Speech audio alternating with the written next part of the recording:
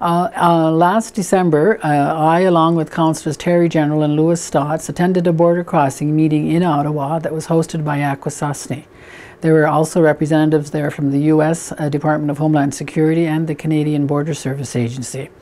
Representatives from the traditional government at Akwesasne were also present to make a brief presentation on the Haudenosaunee ID Card.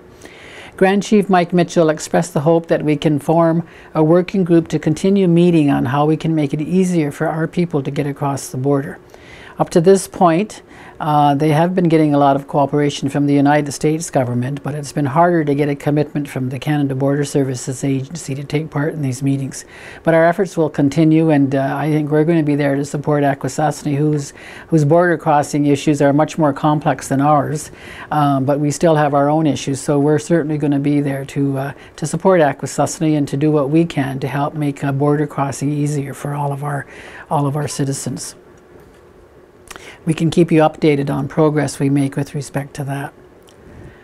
On Bill C-10, the contraband tobacco bill, it was, as you know, it was passed. It received royal assent.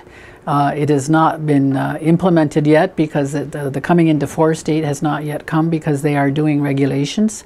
The regulations are being developed by the government, so it won't come into force until once those regulations are done.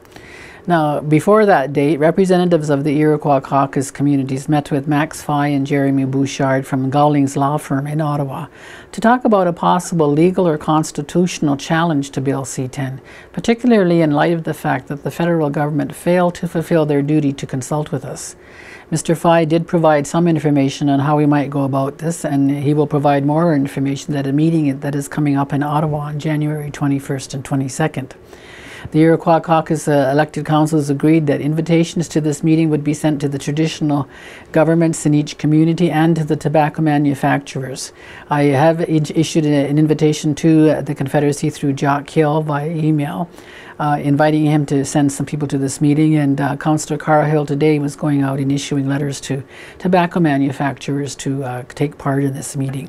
So hopefully we'll get a lot of people up there and we'll decide on next steps. In the meantime, he also advised that we should continue with our public relations campaign, which we also will talk about, and also the government relations campaign, which we'll try and meet with some of the opposition parties. One of our strategies might be to drag this bill out until the election happens this year, because we do know that a federal election has to happen before October. And if we can try and get some commitments from the opposition parties to maybe repeal this bill if they are to form the new government, that's one avenue we want to look at. So we're going to work on meeting with them.